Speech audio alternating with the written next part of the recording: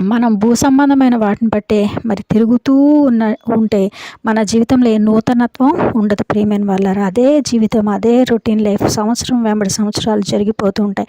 అయితే దేవుడు ఈరోజు మనతో మాట్లాడుతున్నాడు.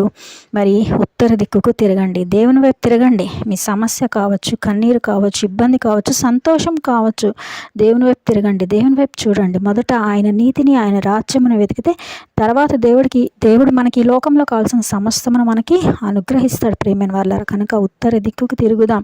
అక్కడ ఒకవేళ ఈ లోకంలో నీకు న్యాయం జరగట్లేదా, ఉత్తర దిక్కున సభాపర్వతం మీద దేవుడు అక్కడ నుంచి నీకు న్యాయమైనటువంటి మరి న్యాయాన్ని నీకు చేసే దేవుడు నీకున్నాడు. ఆయన న్యాయవంతుడు. కాబట్టి ఆయన వైపు తిరిగితే, ఆయనకి మొరపెడితే నీకు ఈ లోకంలో దొరకని న్యాయం ఆయన నీకు అనుగ్రహిస్తాడు. కాబట్టి ఈ వాక్యం వింటున్న ప్రియ దేవుని బిడ్డలకు దేవుడిస్తున్న హెచ్చరిక, ఈ దినము మాట